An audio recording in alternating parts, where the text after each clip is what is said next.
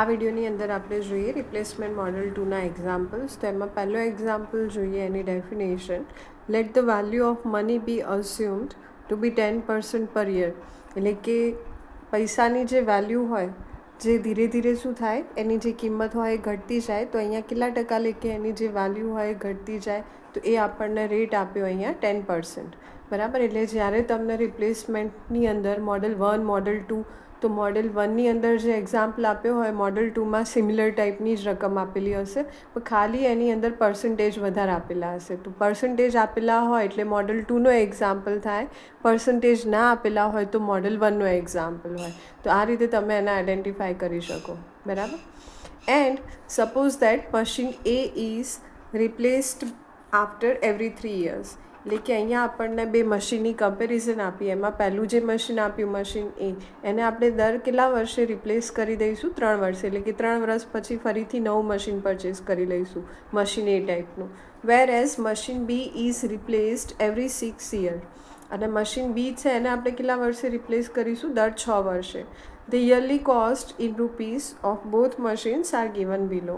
અહીંયા આપણને બંને મશીન માટેની જે રનિંગ કોસ્ટ હોય, ઓપરેટિંગ કોસ્ટ હોય એ આપી. બરાબર. Determine which machine should be purchased. અહીંયા આપણે નક્કી કરવાનું કે આપણે કયું મશીન પરચેસ કરવું જોઈએ. તો નોર્મલી આપણે જ્યારે પહેલી વખત જોઈએ કે મશીન એને 3 વર્ષે મતલબ કે રિપ્લેસ કરવાનું થાય, જ્યારે મશીન બીને 6 વર્ષે.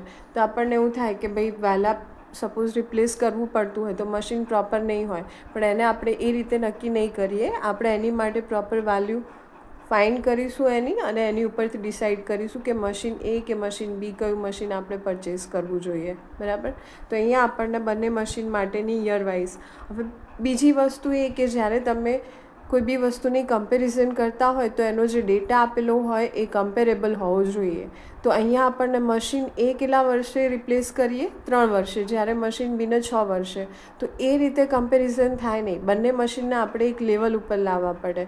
તો એની માટે શું કરવાનું કે જ્યારે બી તમને કોઈ આ રીતે કમ્પેરિઝન આપી હોય તો એમાં જેટલા બી વર્ષે એનું જે રિપ્લેસમેન્ટ થતું હોય એનો તમારે લસા લેવો પડે.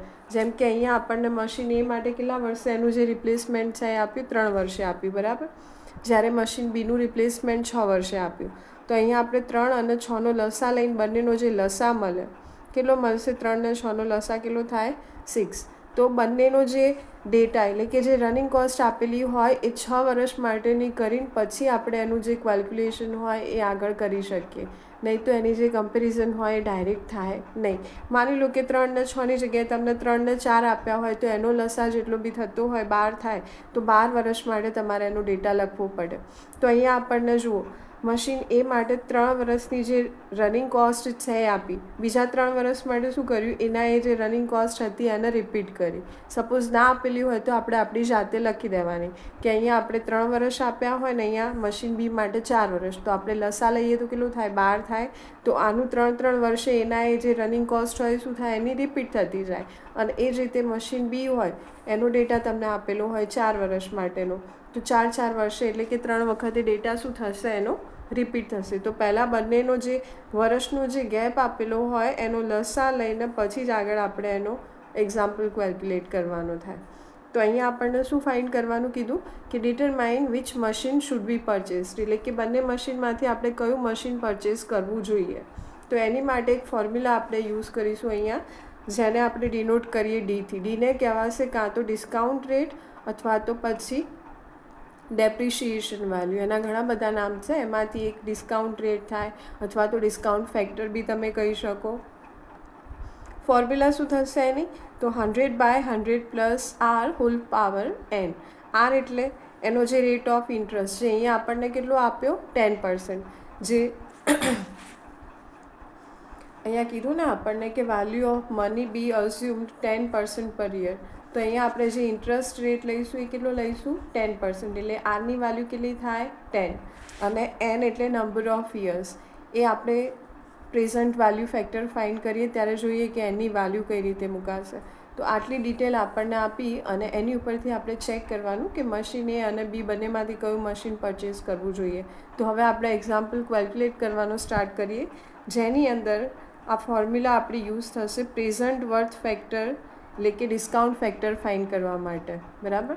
તો હવે આગળ જોઈએ તો અહીંયા આપણે એની કમ્પેરિઝન કરવા માટે ટેબલ ડ્રો કરી દીધું. એમાં આપણને ઓલરેડી કઈ વેલ્યુ આપી હતી. તો મશીન એની અંદર યર વાઇઝ એની જે રનિંગ કોસ્ટ હતી એ, અને એ જ રીતે મશીન બી માટે યર વાઇઝ એની રનિંગ કોસ્ટ. આપણે કઈ વેલ્યુ ઉપરથી બંનેની કમ્પેરિઝન કરવાની થાય? તો એની જે પ્રેઝન્ટ વેલ્યુ રનિંગ કોસ્ટ હોય, હાલમાં જે એની જે મેન્ટેનન્સ કોસ્ટ હોય એની કમ્પેરિઝન, એટલે કે બંને જે મશીન્સ આપ્યા તો એ બંને મશીનની જે ટોટલ કોસ્ટ હોય એ ટોટલ કોસ્ટને કાં તો આપણે કમ્પેર કરીએ અથવા તો એની જે એવરેજ કોસ્ટ હોય. હવે આપણે વાત કરીએ પ્રેઝન્ટ વેલ્યુ ફેક્ટર, બરાબર. તો અહીંયા આપણે એની ફોર્મ્યુલા જોઈ ગયા કે ફોર્મ્યુલા થાય D is equal to 100/100 plus r whole power n. એમાં આરની વેલ્યુ તો આપણને કહી દીધી 10%, બરાબર, એટલે કે 10 વેલ્યુ આપણે અહીંયા લખવાની.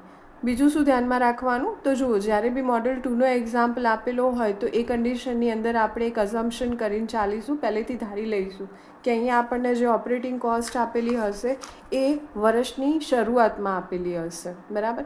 એટલે કે પહેલા વર્ષે આપણે જો મશીન બીની વાત કરીએ તો ફર્સ્ટ યર આપણે મશીન નવું લાયા હોઈએ અને શોર્ટ ટાઈમમાં જ એની પાછળ જે ખર્ચો કરવો પડતો હોય, જે એની ઓપરેટિંગ કોસ્ટ હોય એ કેટલી થશે? 1700 રૂપિયા, બરાબર. તો અહીંયા આપણે શું ફાઇન્ડ કરવાનું થાય? Present value factor.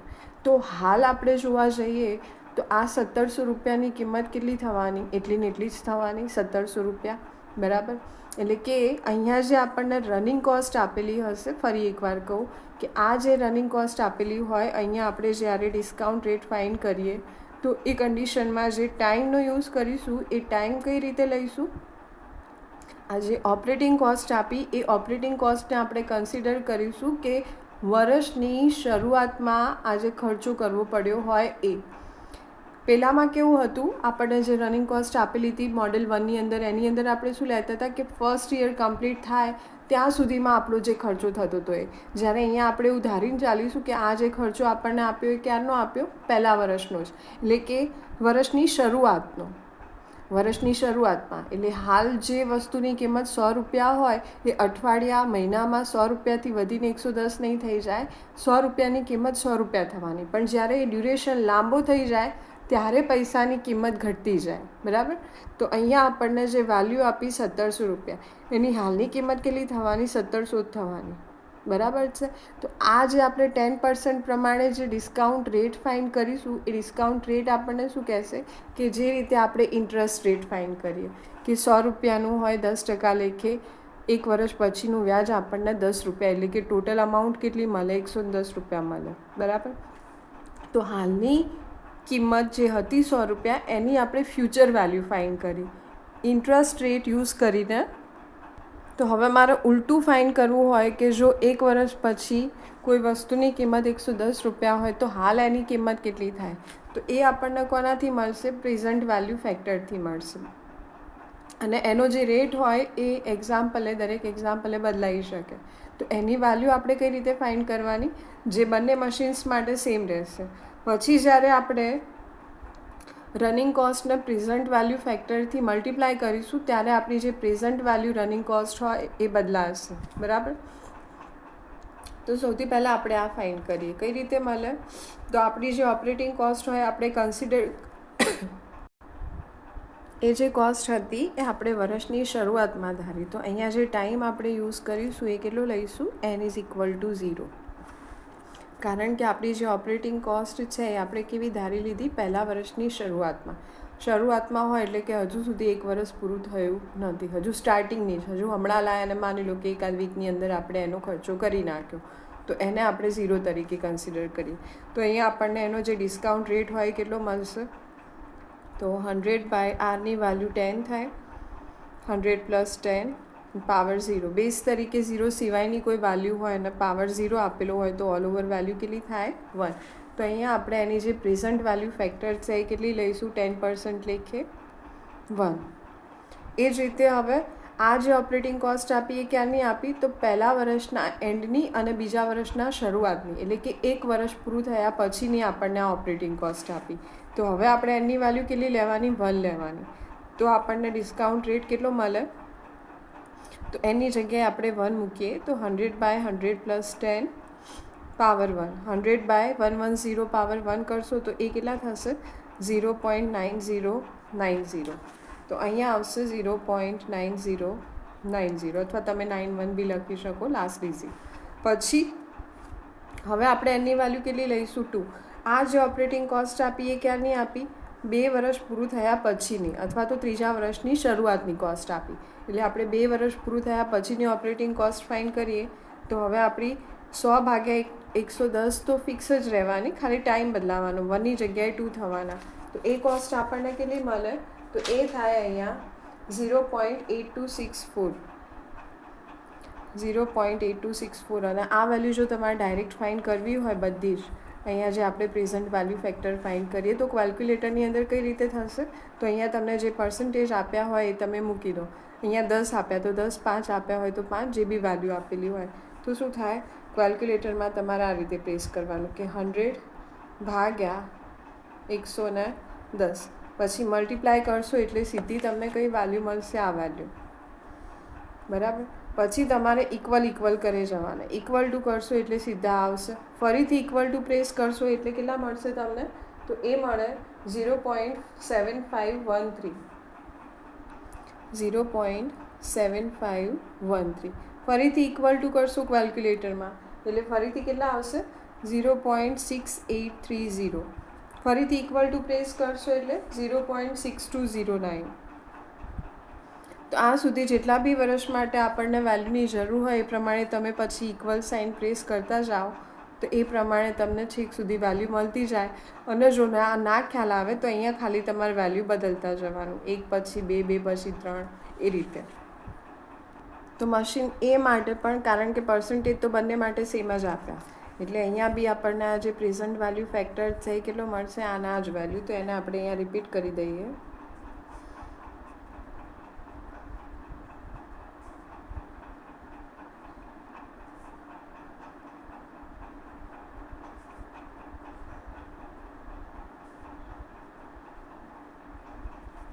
બરાબર. અને હવે ફાઇનલી ફાઇન્ડ કરીએ પ્રેઝન્ટ વેલ્યુ રનિંગ કોસ્ટ. એટલે કે આ શું થશે? આપણી જે 4th કોલમ છે એ સેકન્ડ અને થર્ડ કોલમનું મલ્ટિપ્લિકેશન. આ બંનેને આપણે મલ્ટીપ્લાય કરીએ એટલે આપણી જે ઓપરેટિંગ કોસ્ટ હતી એ આપણને અહીંયા મળે કે પ્રેઝન્ટમાં એ ઓપરેટિંગ કોસ્ટની વેલ્યુ કેટલી થાય. તો આ બંનેનું મલ્ટિપ્લિકેશન કરીશું તો કેટલા થશે? 1000. બરાબર. એટલે કે 1000 રૂપિયાની વર્ષની શરૂઆતમાં જ એની કિંમત કેટલી હશે? 1000 રૂપિયા. પણ 1 વર્ષ પછી જે આપણે ખર્ચો કરીશું એના એ મશીન પાછળ જે 200 રૂપિયા, એની હાલની કિંમત આપણે નીકાળવા જઈએ તો આ બંનેનું મલ્ટિપ્લિકેશન કરીએ તો એ કેટલા થાય? 181.8. એટલે કે જે કિંમત આપણે 1 વર્ષ પછી ખર્ચો કરીશું 200 રૂપિયા, એની જગ્યાએ એની કિંમત હાલ આપણે જો ખર્ચો કરવા જઈએ એના એ મશીન પાછળ એની જે ઓપરેટિંગ કોસ્ટ હોય તો આપણે કેટલા ખર્ચ કરવા પડે? 181.8. એ જ રીતે બીજા વર્ષના એન્ડમાં જે ઓપરેટિંગ કોસ્ટ, બીજા વર્ષના એન્ડમાં અથવા તો ત્રીજા વર્ષની શરૂઆતમાં જે આપણે 400 રૂપિયાનો ખર્ચો કરવાનો થાય તો હાલમાં એની જે ઓપરેટિંગ કોસ્ટ હોય એટલે કે એની જે પ્રેઝન્ટ વેલ્યુ હોય એ આપણને કેટલી મળે? તો આ બંનેને મલ્ટીપ્લાય કરીએ તો કેટલા થશે? 330.56. એટલે કે આ કોસ્ટ જે આપણે 2 વર્ષ પછી ખર્ચો કરવાનો એનો હાલ ખર્ચો કેટલો થશે? 330.56 રૂપિયા. એ કઈ રીતે મળે આપણને? આ પ્રેઝન્ટ વેલ્યુ જે ફેક્ટર જે પર્સન્ટેજ આપ્યા એની ઉપરથી, જે પ્રમાણે આપણે પર્સન્ટેજ ફાઇન્ડ કરીને ઇન્ટરેસ્ટ રેટ ફાઇન્ડ કરીએ એટલે કે ફ્યુચર વેલ્યુ ફાઇન્ડ કરીએ, સેમ વે અહીંયા એ જ પર્સન્ટેજનો યુઝ કરીને ખાલી ફોર્મ્યુલા થોડી આપણી ચેન્જ થાય અને એની ઉપરથી જે ફ્યુચરની વેલ્યુ હતી એને આપણે પ્રેઝન્ટમાં લાવી દીધી. એટલે કે પ્રેઝન્ટમાં હાલમાં કેટલી વેલ્યુ આપણે ખર્ચો કરવો પડે એ. આ બંનેને મલ્ટીપ્લાય કરીશું તો કેટલા થશે? 751.3. એ જ રીતે 200 રૂપિયાની હાલની કિંમત કેટલી થશે? 136.6. અને 400 રૂપિયાની ફરી કેટલી થશે? 248.36. તો હવે આપણે આનું ટોટલ કરીએ તો આ ટોટલ કોસ્ટ આપણને કેટલી પડશે? ટોટલ આ બધાનું થઈને 2648.64. બરાબર. આ થયું મશીન એ માટે. હવે આપણે મશીન બીનું કેલ્ક્યુલેશન કરીએ તો એમાં પણ પ્રેઝન્ટ વેલ્યુ રનિંગ કોસ્ટ આપણે જે ફાઇન્ડ કરીએ આ બંનેનું મલ્ટિપ્લિકેશન થાય. એટલે કે આપણને જે 4th કોલમ મળે શું થશે? સેકન્ડ અને થર્ડનું મલ્ટિપ્લિકેશન. તો આ બંનેને મલ્ટીપ્લાય કરીએ તો કેટલા થશે? 1700. As it is. એટલે કે 1700ની જે હાલની કિંમત હોય તો 1700 જ રહેવાની. પણ જે 1 વર્ષ પછી આપણે જે એની ઓપરેટિંગ કોસ્ટ એટલે કે 100 રૂપિયા ખર્ચો કરીશું, જો હાલમાં એનો ખર્ચો કરવા જઈએ તો આપણને કેટલો કરવો પડે? 90.91 રૂપિયા. આ બંનેનું મલ્ટિપ્લિકેશન 90.90 અથવા તો 91. એ જ રીતે આ બંનેને મલ્ટીપ્લાય કરીએ તો કેટલા થશે? 165.28. આ શું મળ્યું આપણને? કે જે 2 વર્ષ પછી આપણે જે વસ્તુનો 200 રૂપિયા ખર્ચો કરીશું એની હાલની કિંમત કેટલી થશે? 165.28. એ જ રીતે નેક્સ્ટ થશે આ બંનેનું મલ્ટિપ્લિકેશન 225.39. આ બંનેને મલ્ટીપ્લાય કરીએ તો થાય 273.20. અને લાસ્ટમાં બંનેનું મલ્ટિપ્લિકેશન 310.45. તો હવે આપણે મશીન બી માટે એની ટોટલ કોસ્ટ ફાઇન્ડ કરીએ તો એ આપણને કેટલી પડે? ₹2765.23. અને આની થશે મશીન એ માટેની ટોટલ કોસ્ટ, એ થાય 2648.64. તો હવે તમે કમ્પેરિઝન કરો, ટોટલ વેલ્યુ કમ્પેર કરીએ તો મશીન બીની કમ્પેરિઝનમાં મશીન એ પાછળ આપણે કેવો ખર્ચો કરવો પડે આના કરતાં ઓછો. અને જો તમારે એવરેજ ફાઇન્ડ કરવી હોય તો એવરેજની બી કમ્પેરિઝન તમે કરી શકો. તો જો તમે મશીન એ માટે એવરેજ ફાઇન્ડ કરો તો આ જે ટોટલ મળવી ભાગા ટોટલ નંબર ઓફ યર્સ એટલે 6, એટલે અહીંયા આપણને આની એવરેજ કેટલી મળશે? 441.44 પર યર. અને સિમિલરલી તમે મશીન બી માટેની એવરેજ ફાઇન્ડ કરો તો એ એવરેજ કેટલી થાય આપણી?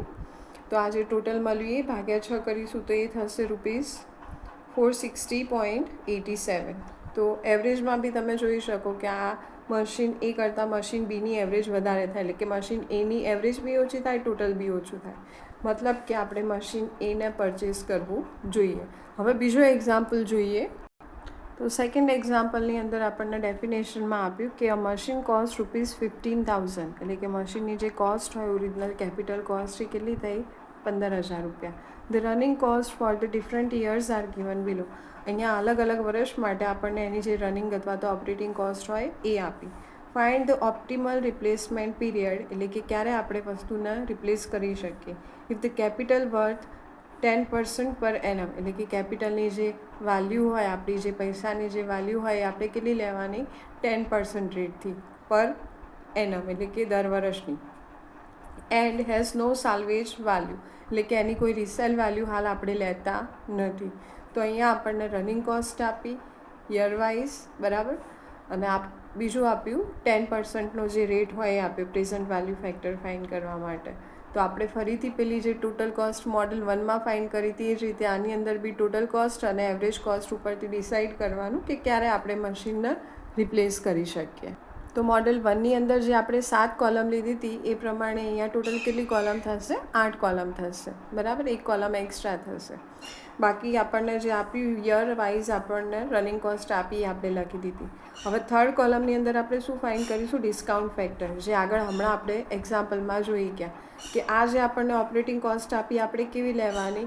વર્ષની શરૂઆતની લેવાની, બરાબર. અને પહેલાં વર્ષ પછી આપણી જે કોસ્ટ હોય એ કેટલી થાય? બીજા વર્ષની શરૂઆતમાં કાં તો પહેલાં વર્ષ પછી. અને અહીંયા પર્સન્ટેજ બી કેટલા આપ્યા હતા? 10% આપ્યા. એટલે આપણો જે ડિસ્કાઉન્ટ રેટ હોય એ સેમ જ રહેવાનો, આગળ જે લખ્યું હતું એ પ્રમાણે. તો અહીંયા બી આપણે એને રિપીટ કરી દઈએ યર વાઇઝ. તો સૌથી પહેલી વેલ્યુ આપણને શું મળશે? 1.000, જે આપણે ડીની અંદર મૂક્યું હતું કે આરની વેલ્યુ 10%, એટલે કે 10. અને નંબર ઓફ યર્સમાં જે મૂકતા હતા તો સૌથી પહેલાં 0 મૂકીશું એટલે આપણને વેલ્યુ 1 એઝ ઇટ ઇઝ મળશે. પછી એની વેલ્યુ તમે 1 કરો એની વેલ્યુ, એટલે કેટલા થશે? 0.9090 અથવા તો 91. નેક્સ્ટ યર માટે એની વેલ્યુ થાય 0.8265. નેક્સ્ટ યર માટે 0.7513. એના પછીના વર્ષ માટે થશે 0.6830. આ બધી કોની વેલ્યુ આપી? ડિસ્કાઉન્ટ ફેક્ટર, એટલે કે ડિસ્કાઉન્ટ રેટની યર વાઇઝ. નેક્સ્ટ થાય 0.6209 અને 7th યર માટે 0.5645, બરાબર. હવે આપણે આની ક્યુમ્યુલેટિવ વેલ્યુ લેવાની, એટલે ફર્સ્ટ યર માટે ક્યુમ્યુલેટિવ ડિસ્કાઉન્ટ ફેક્ટર. તો પહેલી વેલ્યુ તો એઝ ઇટ ઇઝ આવશે, પછી આનો સરવાળો એટલે કેટલા થાય? 1.9091. ફરીથી આ બંનેનું ટોટલ થશે એટલે 2.7356. એ જ રીતે આનું ટોટલ આવશે, કેટલા થશે? 3.486. આ બંનેનું ટોટલ કેટલા આવે? 4.169, આનું ટોટલ 4.7899 અને આનું ટોટલ 5.3544. ઓકે, હવે આપણે ફાઇન્ડ કરીએ ડિસ્કાઉન્ટ રનિંગ કોસ્ટ, જે પહેલાં એક્ઝામ્પલમાં ફાઇન્ડ કરીને એ જ રીતે કે અહીંયા આપણે શું લઈશું, જે રનિંગ કોસ્ટ આપી હોય એને ડિસ્કાઉન્ટ ફેક્ટરથી મલ્ટીપ્લાય કરી, એટલે કે સેકન્ડ કોલમ અને થર્ડ કોલમનું મલ્ટિપ્લિકેશન. તો આ બંનેનું મલ્ટિપ્લિકેશન 2500 ગુણ્યા 1 એટલે કેટલા થશે 2500. એ જ રીતે આ બંનેનું મલ્ટિપ્લિકેશન થાય 2727.3. આ બંનેનું મલ્ટિપ્લિકેશન થશે 3306. આ બંનેને મલ્ટીપ્લાય કરીએ તો મળશે આપણને 3756.68. એ જ રીતે નેક્સ્ટ વેલ્યુ થાય 4439.76, 4967.61 અને 5645. આ મલ્ટિપ્લિકેશન.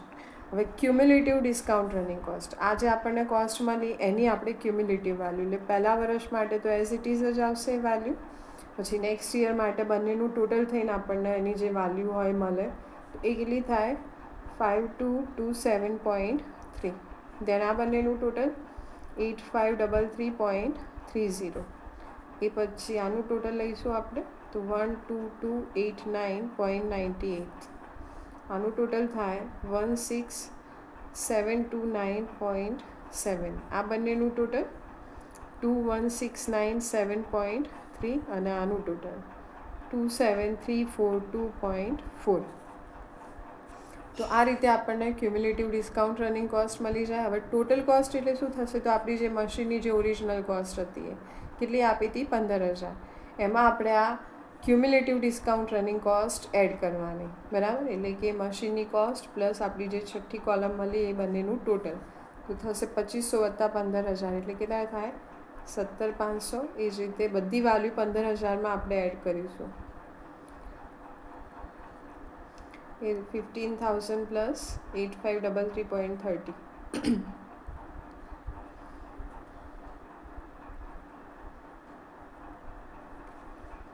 બધાને આપણે શેની અંદર એડ કરવાના 15000માં.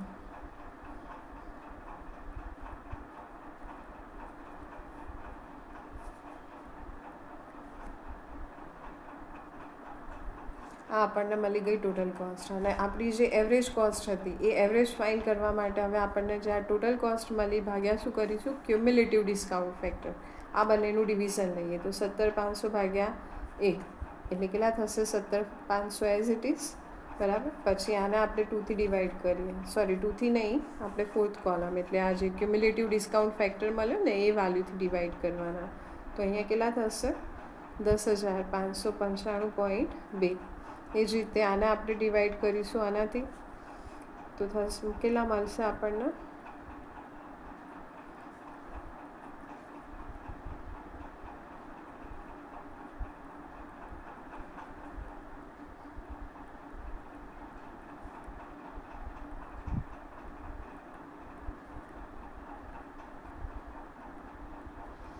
તો આપણે ફાઇન્ડ કરી લીધી એવરેજ કોસ્ટ. હવે આપણે ચેક શું કરવાનું, તો જુઓ ધીરે ધીરે યર વાઇઝ આપણી જે એવરેજ હતી એ શું થાય, મતલબ કે એની જે વેલ્યુ હોય ઓછી થતી જાય. ક્યાંથી વધવાની સ્ટાર્ટ થાય, અહીંથી આટલે સુધી વેલ્યુ કોન્સ્ટન્ટલી ડિક્રીઝ થતી ગઈ અને અહીંથી પાછી ઇન્ક્રીઝ થવાનું સ્ટાર્ટ થઈ ગયું. મતલબ કે કયા વર્ષે આપણું જે મશીન હોય આપણે રિપ્લેસ કરી દેવું જોઈએ, તો 5th યર પછી. એટલે અહીંયા તમે લખી શકો કે after 5th year the machine should B replaced. તો આ આપણા સેકન્ડ મોડેલના એક્ઝામ્પલ હતા.